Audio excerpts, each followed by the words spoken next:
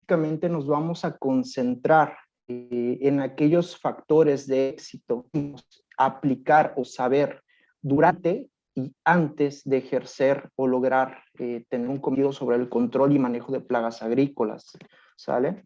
El presente webinar lo vamos a enfocar básicamente en 4 puntos clave. El primero, de los insectos plaga, haciendo énfasis en los principales órdenes de los insectos, el tipo de aparatos bucales que tienen. Como segundo punto vamos a tocar ligeramente el tema de la clasificación de los plaguicidas, haciendo igual énfasis en el objetivo de control de los insecticidas, específicamente el mecanismo de acción que tienen, los modos y sitios de acción de los principales insecticidas que utilizamos dentro del agro. Asimismo, vamos a ver parte del conocimiento básico que debemos de saber sobre el tema de monitoreo de insectos plaga, haciendo énfasis en el ciclo de vida de los insectos y por lo cual pues prácticamente vamos a hacer énfasis en 3 ejemplos: trips, araña roja y mosquita blanca.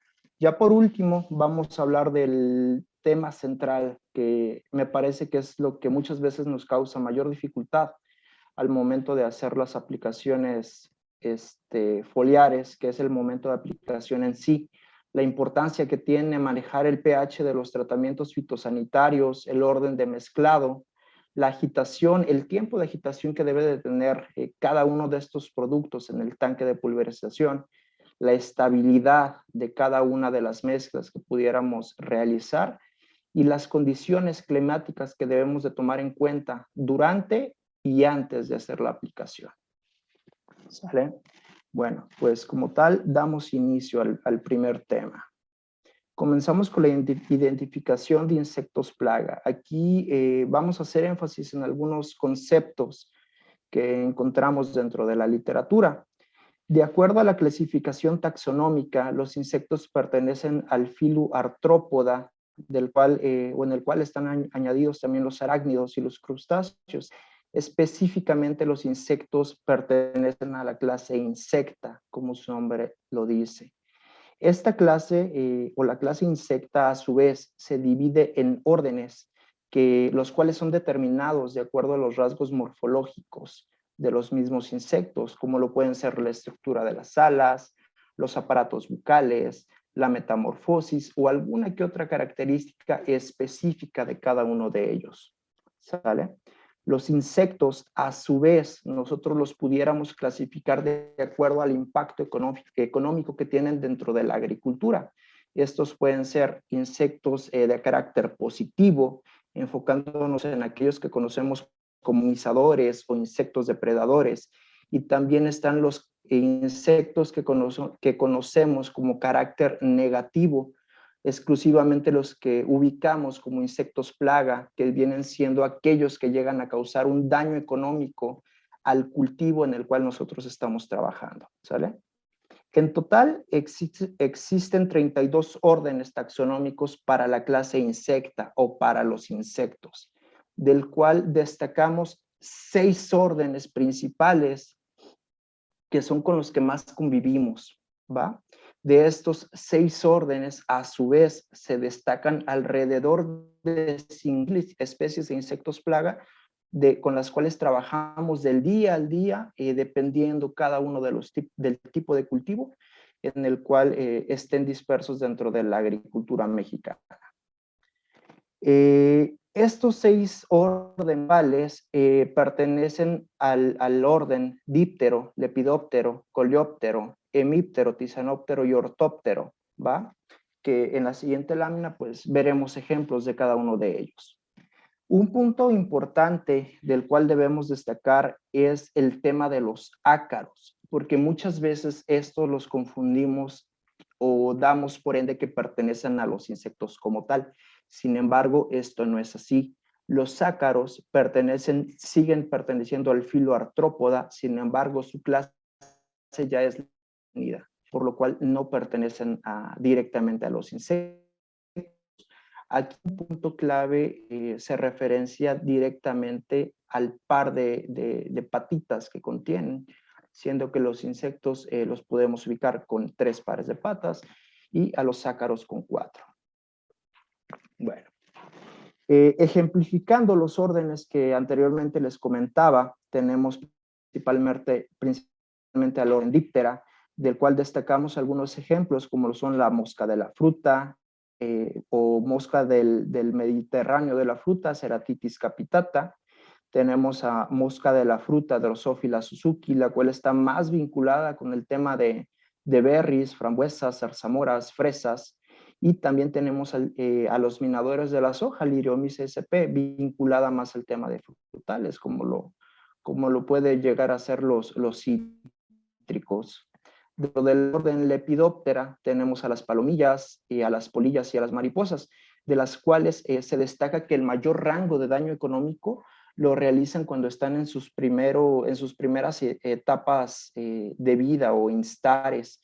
Tenemos aquí básicamente 3 ejemplos. El primero es gusano soldado, Spodoptera exigua, Trichoplusiani como gusano falso medidor y Prutella gilostela, que más adelante se convierte en lo que comúnmente conoceríamos como palomilla dorso de diamante, la cual pues es una de las principales plagas para el tema de brasicáceas. Dentro del orden de los coleópteros destacamos a los escarabajos, a las diabróticas y a las catarinas. 3 ejemplos de ellos pues es el picudo del agave para todos los agaveros, el picudo del chile, Antomonas eugenii, y diabrótica. De este pues existen bastantes especies, sin embargo destacamos Diabrótica balteata. Para el orden de los hemípteros vamos a encontrar a todo lo que son las chicharritas, piojos harinosos, moscas blancas, así como el orden selecto de los áfidos o pulgones, que son prácticamente con los que convivimos en mayor frecuencia. Destacamos Planococcus ficus, que es el piojo harinoso de la vid, pulgones en general, ya sea pulgón verde, pulgón negro, el pulgón amarillo de los cítricos, etc. Y dentro de la especie de mosquitas blancas destacamos Bemisia tabaci. Para la parte de los tisanópteros, que comúnmente conocemos dentro del rubro como trips, destacamos 3 especies. La primera es Trips tabaci, que la vinculamos directamente con el trips de las cebollas. Sin embargo, esta plaga llega a ser bastante polífaga y la podemos encontrar en algunos otros cultivos más enfocados a hortalizas en sí. Tenemos Frankiniella occidentalis, que es el trips de las flores, y Stertotrips persi, que es prácticamente el trips del aguacate. Específicamente para la parte de aguacate pudiéramos encontrar algunas otras especies, sin embargo, pues destacamos esta en particular. Para la parte del orden de los optópteros, destacamos a lo que conocemos como los saltamontes, los grillos, las chicharras y las langostas. Estos 3 los podemos vincular un poquito más con el tema de plagas del género urbano, las cuales destacan más en jardinería o en campos de golf. Sin embargo, sí ya llegan a ser o son un problema bastante extremo para algunos cultivos en la parte sur de México. Y como les comentaba, todos los anteriores pertenecen a la clase insecta. El siguiente pues ya es perteneciente a la clase arácnida, específicamente el orden Ácari, y es lo que conocemos como los ácaros en general. Destacamos araña roja, ácaro blanco o el ácaro de 2 puntos. Aquí pues existen una variedad bastante grande de estos mismos. Principalmente dentro de lo que vemos en el agro mexicano es Tetranicus urticae, que es un ácaro bastante polífago y es uno de los que más daños causan. También destacamos Planonichus citri, que es la araña roja de los cítricos, y el ácaro bronceado del tomate, que es uno de los más devastadores para esta hortaliza. Parte de lo que les comentaba es ejemplificar o tener un poquito de mayor conocimiento en la parte también de los aparatos bucales de todos estos insectos. ¿Esto por qué? Porque a partir de ahí podemos identificar el qué tipo de daño nos está causando dentro del cultivo. tenemos en forma general 5 tipos de aparatos bucales, los cuales es el masticador, el chupador lamedor, chupador, picador chupador y masticador lamedor. Dentro de la parte de los masticadores como tal, se destacan 2 órdenes de insectos que se referencian más a este tipo de aparato bucal, principalmente los coleópteros y los ortópteros. Los coleópteros, a su vez, tienen una singularidad dentro de este aparato masticador, el cual llega a tener ciertas combinaciones y transformar en un aparato masticador chupador. Para la parte de los chupadores lamedores, destacan en mayor medida los lepidópteros. La parte de los chupadores, destacamos dos géneros, los cuales pertenecen a los dípteros o moscas y a los coleópteros. Los picadores chupadores, tenemos ahí ya 3 órdenes, los cuales son dípteros, hemípteros y tisanópteros. Recordemos que los tisanópteros son los trips. Y para la parte de masticadores lamedores tenemos a los himenópteros, lo que pudiéramos conocer o vincular directamente a las abejas, abejorros, avispas y hormigas. Recuerden que hace más o menos un minuto les comentaba que los insectos también los pudiéramos dividir de acuerdo a su particularidad positiva o negativa. Es decir, en los positivos encontrábamos al tema de los polinizadores, de los cuales destacan abejorros, y dentro de los insectos de característica negativa, aquellos que pasan a ser una plaga. En esta parte se los vuelvo a comentar, sobre todo por el insecto que conocemos como hormigas, que actualmente en varios cultivos ya comienza a ser una plaga, ¿sale? Sobre todo, por ejemplo, en el tema de aguacates, el tema de berries, el tema de uva, que ya comienza a ser pues una plaga que llega a causar algunos dolores de cabeza. Pasamos al siguiente tema, que es la parte de clasificación de plaguicidas.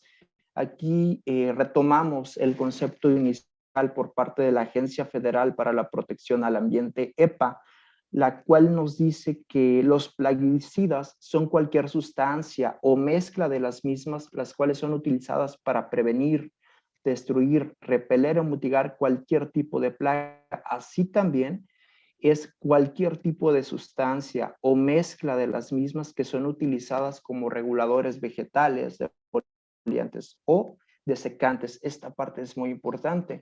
¿Por qué? Porque cuando hablamos de plaguicidas dentro del agro mexicano, regularmente lo vinculamos con que son venenos.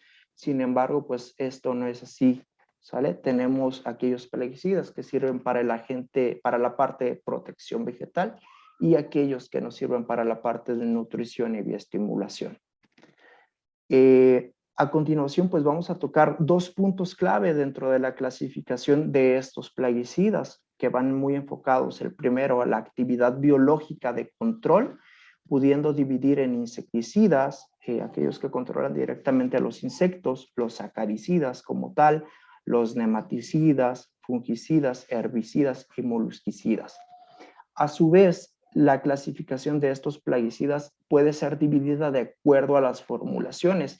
Y es esta parte la cual también tenemos que tener un poquito de conocimiento o revisar, darnos aquellos 5 minutos para leer la etiqueta, porque esta información llega a ser clave al momento de realizar las mezclas dentro de los tanques de aspersión. Como tal, tenemos las clasificaciones en la parte de polvos, como gránulos, gránulos secos, polvos mojables, polvos solubles. A su vez existen los cebos, pellets y bloques, así como los fumigantes.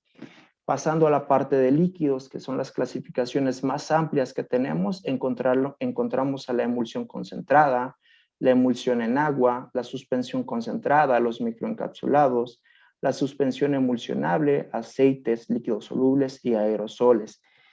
Esto último que les acabo de decir, recuérdenlo, porque más adelante ya lo veremos o será parte de lo que tendremos que saber al momento de hacer las mezclas dentro del tanque. Una parte más sobre la clasificación de los insecticidas y acaricidas está directamente vinculada al agente de control dentro del ciclo de vida de los insecticidas y de los insectos y de los ácaros.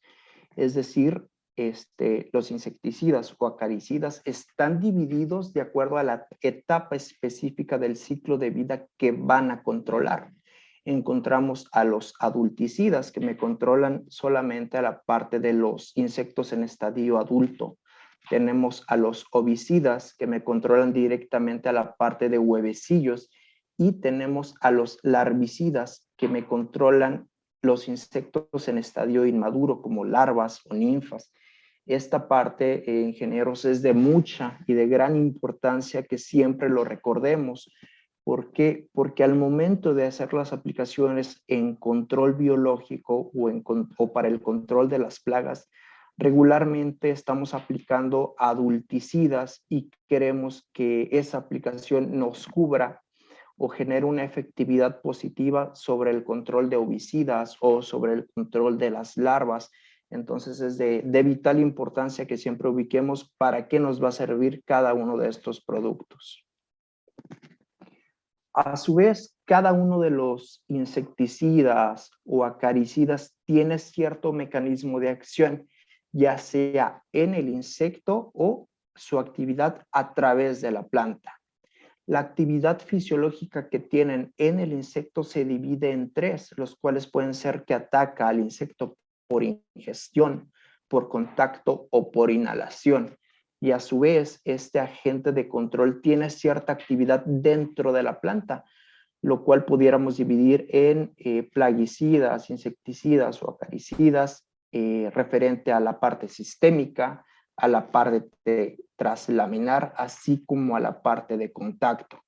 Esto, ingenieros, también es de vital importancia que ubiquemos cómo me va a actuar mi agente activo de control en el momento de utilizarse, porque de acuerdo, por ejemplo, más adelante veremos los hábitos de los insectos.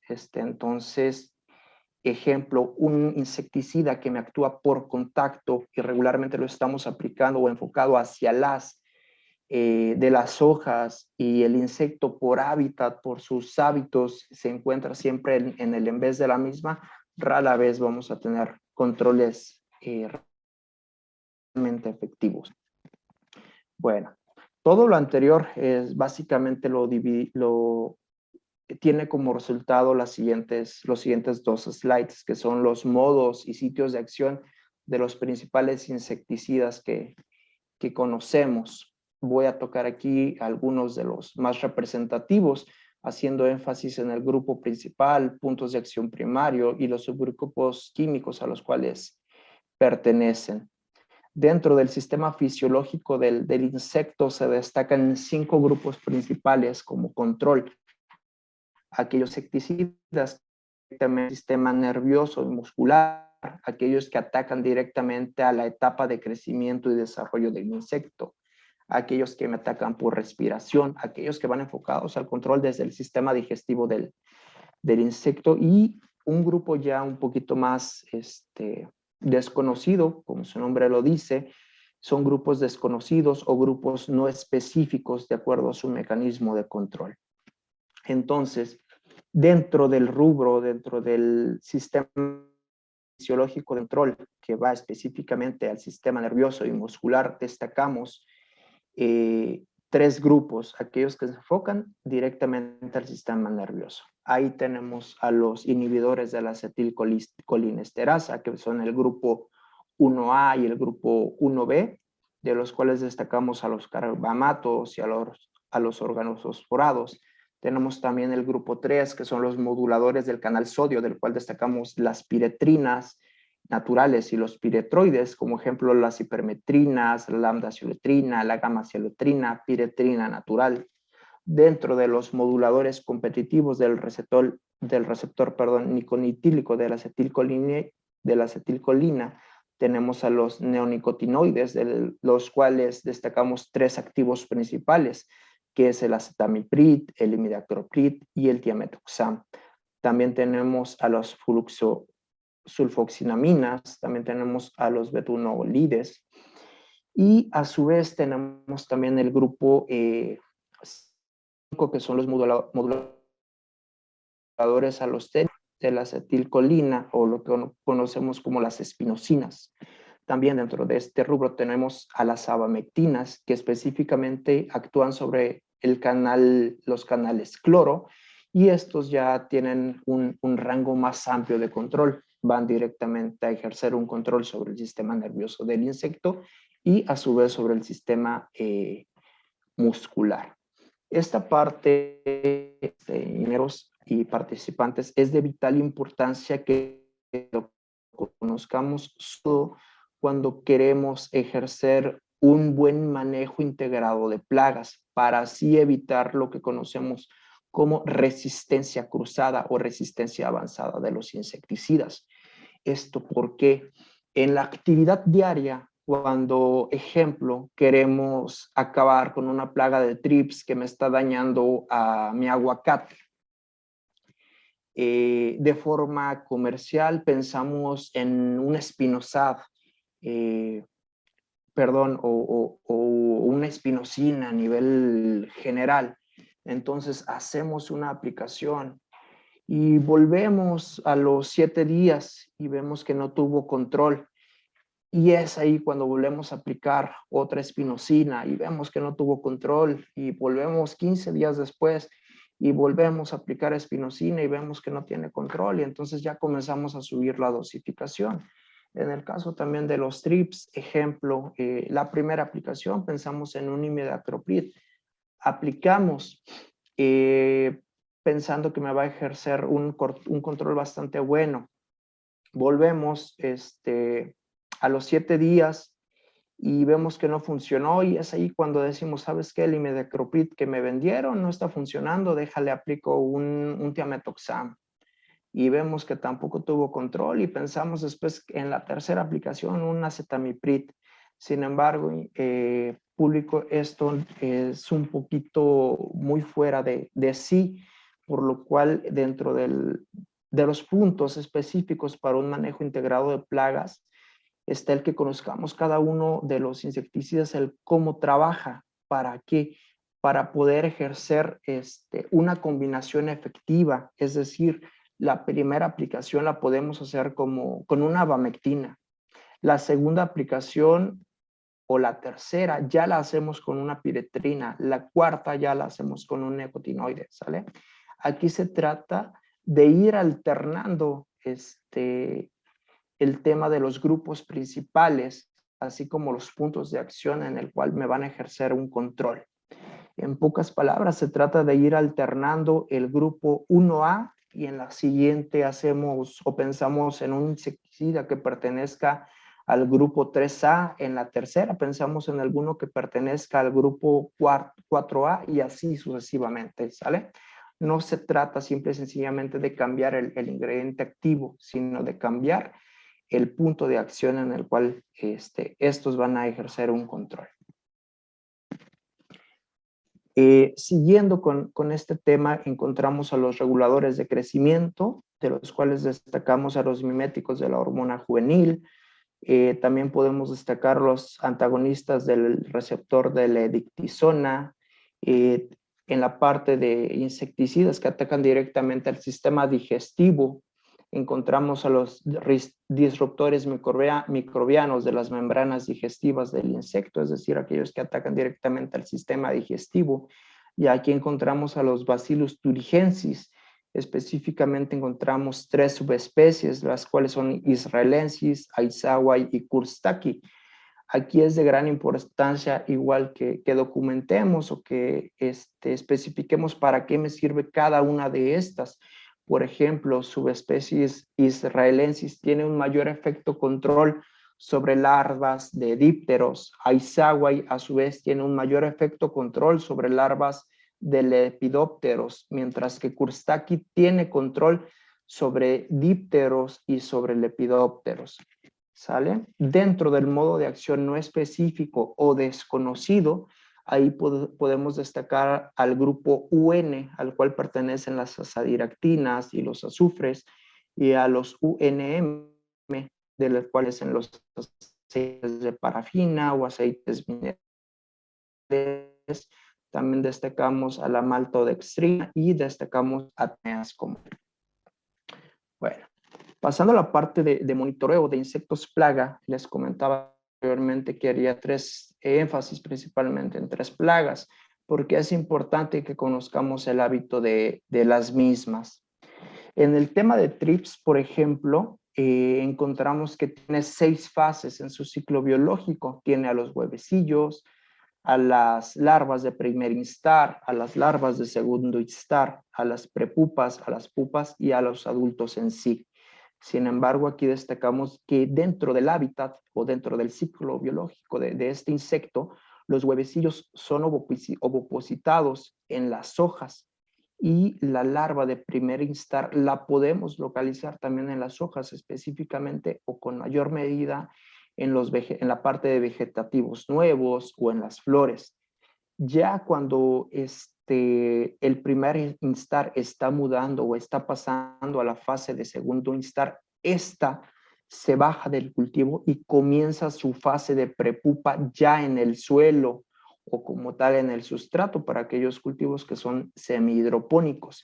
Es aquí donde avanza su ciclo biológico, pasa a la parte de pupa, posteriormente adulto, es cuando sale y sigue su ciclo como tal. Esto es de vital importancia. ¿Por qué? Porque generalmente pudiéramos estar aplicando nosotros no sé, gerencia de alguien nos diga que apliquemos un insecticida que va específicamente al control de adultos como tal y lo apliquemos en vía riego o lo apliquemos en vía drench para tratar de generar un control efectivo. Sin embargo, aquí vemos que al menos en trips, sus fases de prepupa y pupa están más ligadas al suelo, por lo cual deberíamos de considerar un insecticida que vaya más enfocado hacia el control de insectos en estadio inmaduro, ¿sale? Parte de los hábitos que les comentaba es los daños que me llegan a causar. Trips en su primer estadio me causa daños directamente en hojas jóvenes, flores y frutos. La parte específica de los huevecillos no me causa daños, pero sin embargo sí la vamos a encontrar en hojas jóvenes y flores. La parte de pupa y prepupa ya la encontramos en la parte del sustrato y es aquí donde pudiéramos tener un mayor control sobre insectos, sobre este insecto en este estadio utilizando insecticidas larvicidas, ¿sale? La parte del segundo estadio ya me causa daños directamente en hojas jóvenes, frutos y flores, y los adultos directamente igual causan daños en hojas jóvenes, flores y frutos. Una parte importante también del ciclo biológico, específicamente del TRIPS, a destacar es la cantidad de días que me dura para cumplir todo su ciclo. Específicamente, de forma promedio, tenemos que TRIPS tiene un promedio de días de 15 a 21 días en cumplir todo su ciclo, teniendo una temperatura promedio de 25 a 30 grados centígrados. Entre mayor sea la temperatura, menor va a ser la cantidad de días que tarde el insecto. Otra parte importante a destacar es la cantidad de huevecillos o la particularidad de ovoposición que puede tener este insecto, de la cual destacamos que un trips hembra me puede hacer una ovoposición de 150 hasta 300 huevecillos por día, ¿sale? Esta parte es como les comentaba, de gran importancia para que nosotros cumplamos con el régimen específico al momento de utilizar los agentes de control. No nada más nos vayamos con la temática de que aplicamos una sola vez y con eso es más que suficiente. La parte de ácaros o araña roja, destacamos en el ejemplo a lo que es Tetranicus urticae, la cual pues es una plaga bastante polífaga, que tiene o genera daños dentro del tomate, pimientos, pepinos, en las berries se destaca en la fresa, frambuesas, zarzas, así como en el café, la rosa y el aguacate. ¿Sale? Una parte, por ejemplo, importante que les comentaba anteriormente era la cantidad de días que duran en cumplir su ciclo biológico. Específicamente, Tetranicus urticae se divide en la parte de machos, que su ciclo biológico lo cumple de 9 a 14 días, mientras que las hembras, su ciclo biológico total lo cumple de 20 a 28 días con una temperatura promedio que me puede ir desde los 23 hasta los 30 grados centígrados. Entonces, esto les comentaba, pues es de gran importancia para que conozcamos específicamente la etapa o el momento en el cual vamos a aplicar cada uno de los insecticidas de acuerdo a su agente de control sobre el ciclo biológico, cuándo aplicar un larvicida, cuándo aplicar un adulticida o cuándo aplicar un ovicida. Dentro de los hábitos que tiene esta plaga específicamente en el cultivo, encontramos que la mayor cantidad de daño se genera al ejercerse una extracción del contenido de savia de los tejidos, en las cuales se adquieren coloraciones blanquecinas, que comúnmente pudiéramos verlas en colores amarillamientos o marrones hasta causar una leve necrosis, ¿sale? Los daños principales, o estos daños específicamente, se producen en el envés de la hoja. Sin embargo, nosotros los vemos en el haz. Cuando los vemos en el haz o cuando vemos ya poblaciones de ácaros en el haz, es cuando decidimos comenzar las aplicaciones. Sin embargo, aquí es la parte importante que debemos de conocer. ¿Por qué? Porque específicamente los ácaros cumplen o inician su ciclo biológico, la parte de huevecillos, en el envés de la hoja. Entonces, cuando nosotros utilizamos las aplicaciones acaricidas y solamente nos enfocamos en generar cubrimientos en el haz, siempre vamos a tener, si aplicamos acaricidas, adulticidas, vamos a tener control sobre los adultos en la parte del haz. Sin embargo, la parte del envés la estamos dejando totalmente desprotegida, por lo cual damos hincapié a que crezca un nuevo ciclo biológico del insecto. ¿Sale? La parte de mosca blanca, bueno, aquí tenemos básicamente 3 ejemplos, lo que es Bemisia tabaci, Bemisia argentifoli y Trelidodes vapurarium, los cuales me pueden generar daños directos o daños indirectos. Los daños indirectos que comúnmente vamos a conocer son como los transmisores de virus, de los cuales vamos a destacar a Geminivirus, vamos a destacar el virus huasteco del Chile. En la parte también del Chile vamos a destacar el mosaico dorado, virus del amayeramiento del tomate, así como virus de la clorosis del tomate.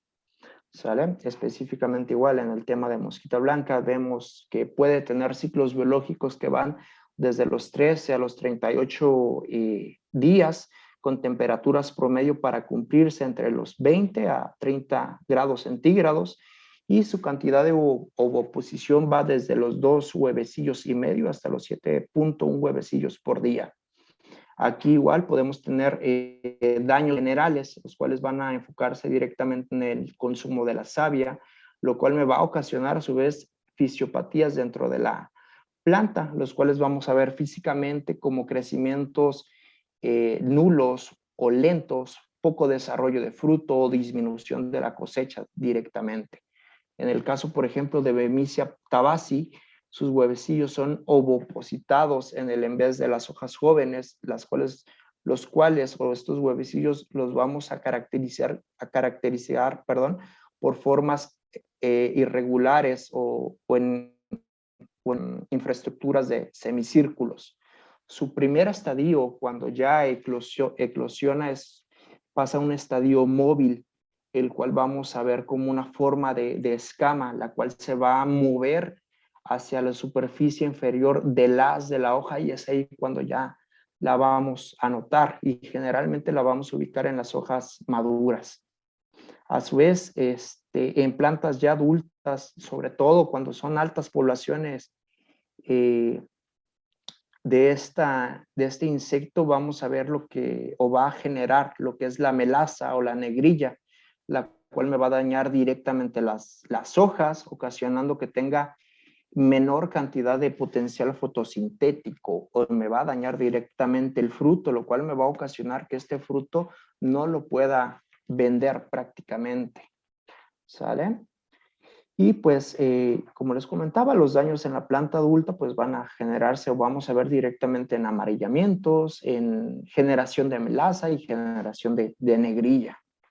¿va? Pasando ya al cuarto tema, encontramos la parte del momento de aplicación. ¿Qué importancia le damos nosotros directamente al pH de los tratamientos al momento de aplicarse? Encontramos que dentro de las recomendaciones básicas para la agricultura, siempre se destaca el hecho de que hagamos análisis de suelo para conocer valores de materia orgánica, valores o cuánta cantidad de nutrientes tiene el suelo, así como el valor del pH que tiene. Pero, sobre todo, el pH es un factor que también debemos considerar al momento de hacer aplicaciones fitosanitarias. ¿Por qué? Simple y sencillamente porque el pH es la concentración de iones hidrógeno, los cuales se dice que a mayor concentración de iones tendremos un pH más ácido, y cuando existe menos concentración de los mismos tenemos un pH más básico. En la siguiente lámina, pasando o haciendo énfasis en lo anteriormente dicho, encontramos que cada uno de los ingredientes activos que utilizamos de forma diaria tienen valores específicos de pH en el cual me van a trabajar de forma más eficiente. Ejemplo, la abamectina me trabaja en un pH de 6 a 7, el azathioprine me trabaja en un rango de pH de 5 a 9, la azadiractina en un rango de 5.5 a 6.5, la piretrina natural en un rango de levemente ácido que va desde 5.5 a 6, el aceite de neem de levemente ácido a neutro de 5 a 7, los aceites minerales de 5 a 7, las lambdas cialotrinas, que es un piretroide como tal, de 5 a 6, el aceite de soya de 5 a 6,5, las espinosinas de 6,5 a 7,5, el tiametoxam de 6,5 a 9, el imidacloprid de 5 a 7. Todo esto es parte de lo que debemos de contemplar también al momento de hacer las mezclas. ¿Por qué? Por ejemplo, si hiciéramos una combinación de un espinosat que me trabaja de 6,5 a 7 y lo combinamos con una azadiractina que me trabaja de 5.5 a 6.5, encontramos que aquí, particularmente al hacer esta combinación, deberíamos de enfocar en que mi pH de mezcla estuviera en 6.5. ¿Para qué? Para poder garantizar que tanto la azadiractina como la espinosina me trabajen de la mejor forma o de la forma más eficiente que se pudiera. Esto no nada más tiene que ver con los insecticidas, sino que también se hace énfasis en los fungicidas, en los reguladores de crecimiento y en los nutrientes. Por ejemplo, el fosfetilaluminio me trabaja en un rango de pH de 3.9 a 4.2. El clorotalonil me dice que es estable a pH de 7, es decir, pH neutro o menor, levemente ácido. El metalaxil es estable en un pH igual, neutro o menor. El tricoderma harziarum en un pH de 5.5 a 6.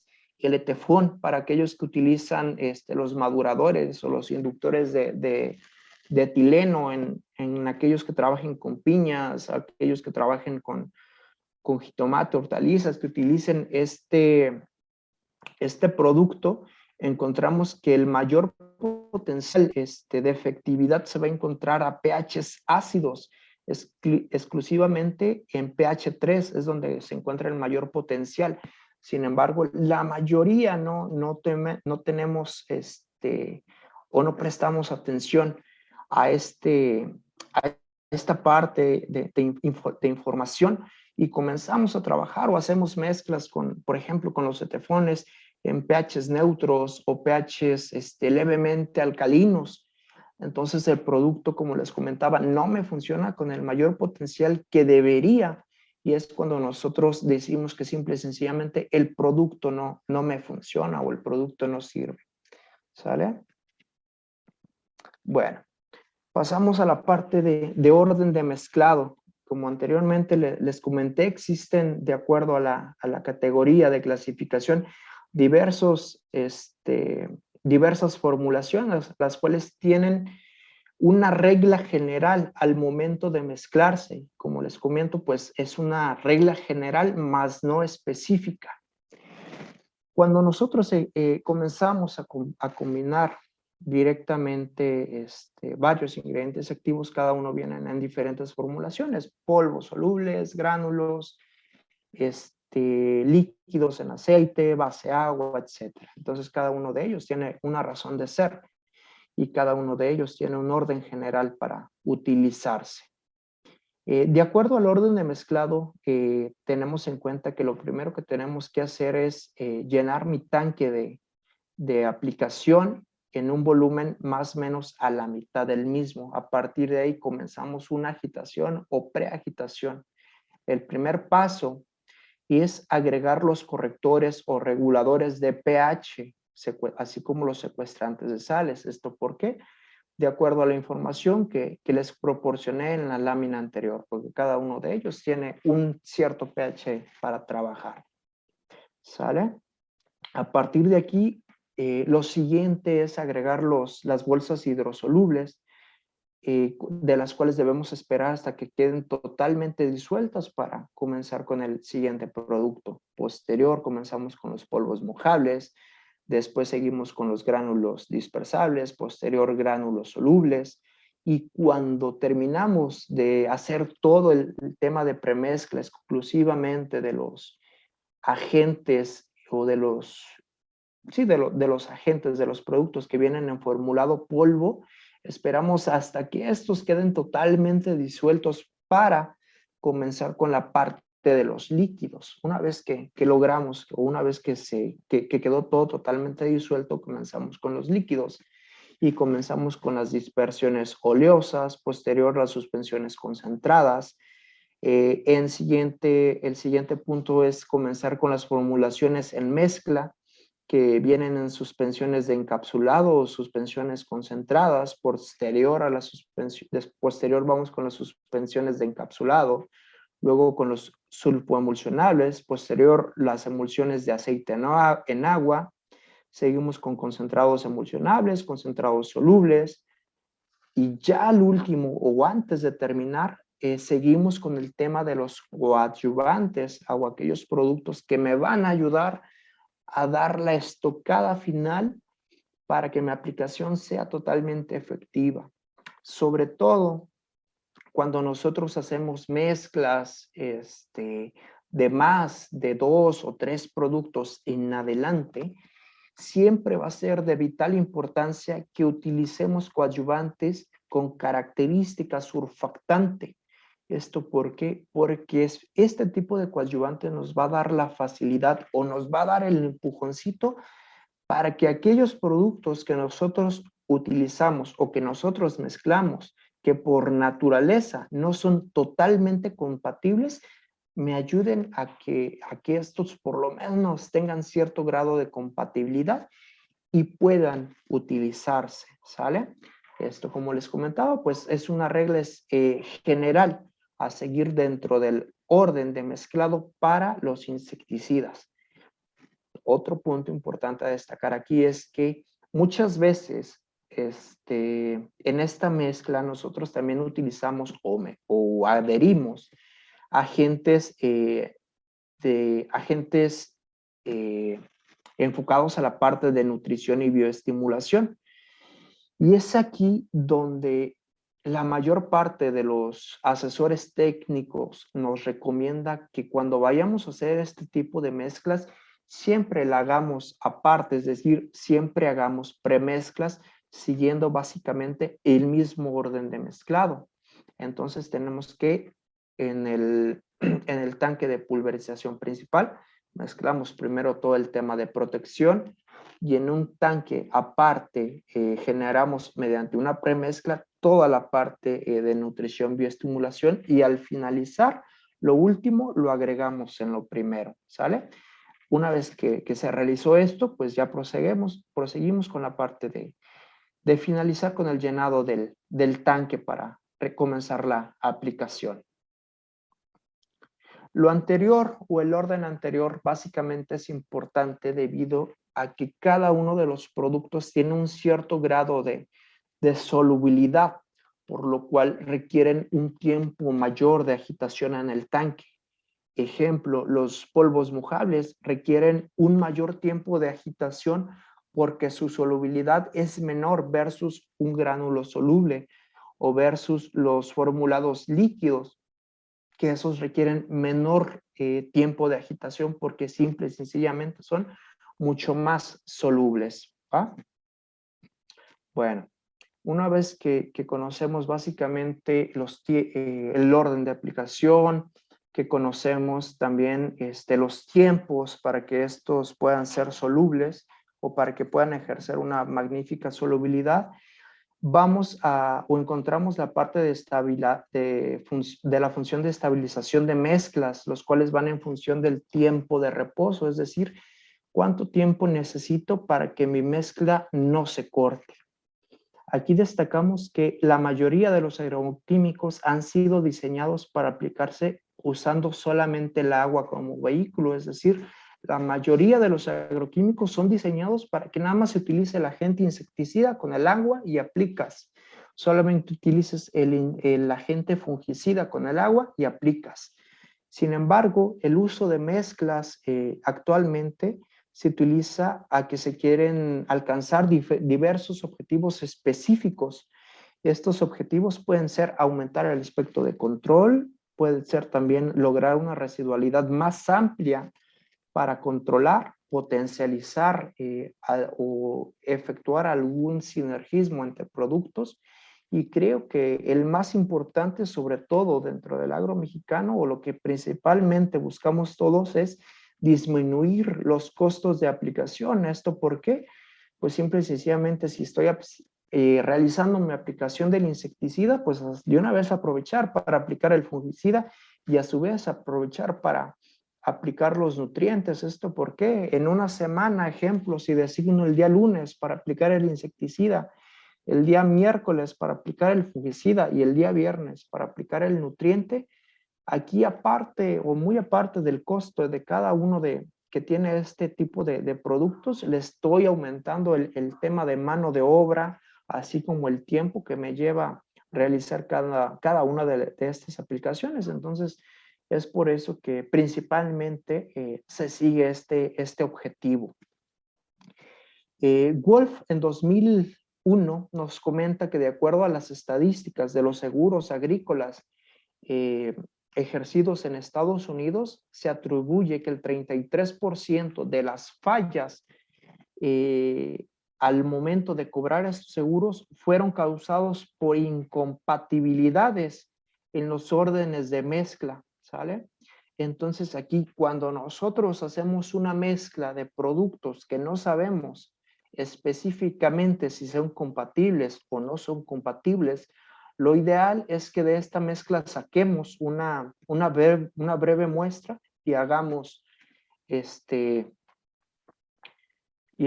una pequeña revisión del qué va a pasar.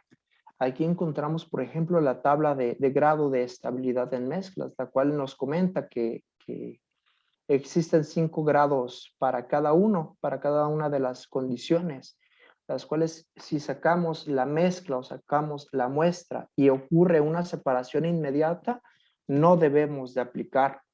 Si por el contrario sacamos esta muestra y en menos o máximo en un minuto se comienza a separar totalmente, tampoco debemos aplicar.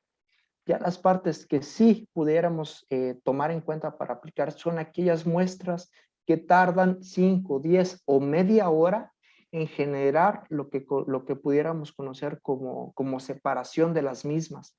Por ejemplo, las mezclas que se separan entre 5 a 10 minutos simple y sencillamente requieren mayor agitación, mientras que aquellas mezclas que en más de media hora no ocurre ninguna separación, puede ser de libre aplicación.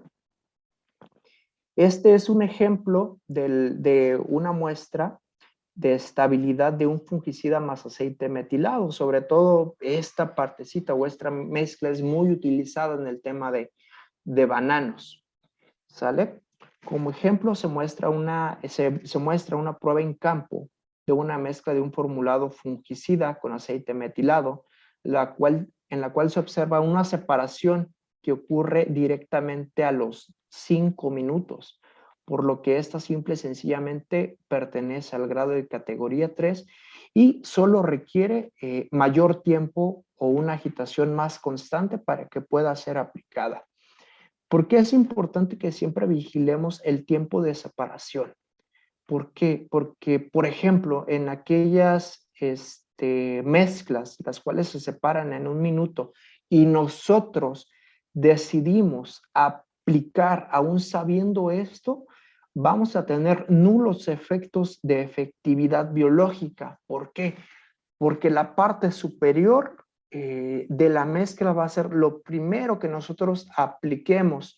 Si lo hacemos en una parte de, por ejemplo, si lo hacemos en una turbina de aspersión de un tractor que se separó por mezclas, y ejemplo, tenemos algún polvo, como lo es el mancozeb, por ejemplo, que es uno de los menos solubles, que se va hasta el fondo del tanque y no le aplicamos agitación, lo primero con lo cual vamos a comenzar a aplicar va a ser el mancozeb.